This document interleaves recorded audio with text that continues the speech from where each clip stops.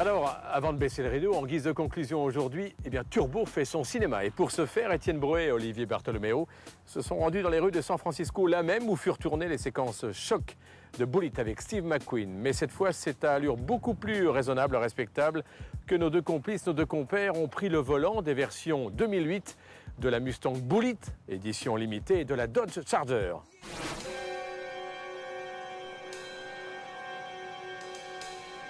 Reprendre le rôle du grand Steve McQueen dans Bullitt, impossible. Bien évidemment, il est inimitable. Pourtant, humblement, la tentation était trop forte, les ingrédients trop parfaits. Comment aurait-on pu faire autrement? Nous sommes à San Francisco, revenus dans la ville même où Hollywood a immortalisé l'une des plus incroyables poursuites automobiles de l'histoire du cinéma, entre la Ford Mustang Fastback de 67 et l'incomparable, la très puissante Dodge Charger, celle des méchants.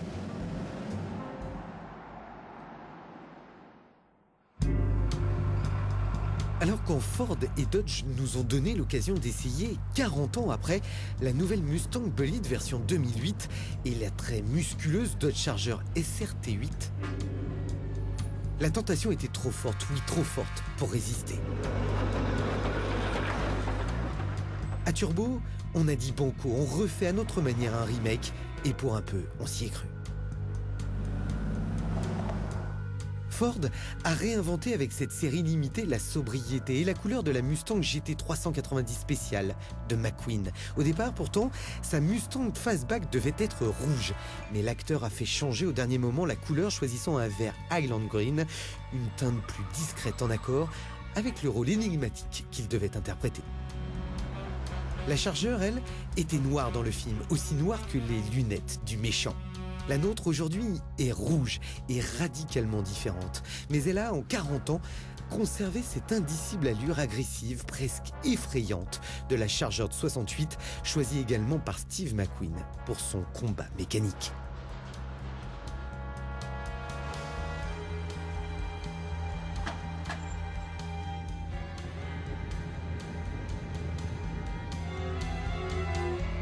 Ford a eu le sens du détail dans cette très belle réinterprétation de la Mustang, cherchant à ne pas trahir celle de McQueen en supprimant tous les insignes distinctifs du modèle, comme par exemple le fameux poney sur la grille de calandre.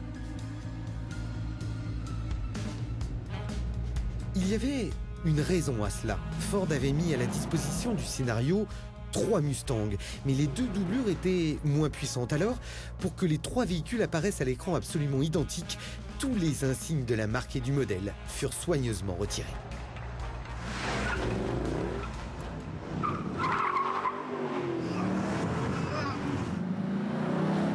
Pendant 9 minutes et 42 secondes dans le film, la poursuite entre la Mustang et la Charger tient en haleine les spectateurs. D'abord parce que Steve McQueen, parfois à plus de 180 km/h en ville, sera la plupart du temps lui-même au volant.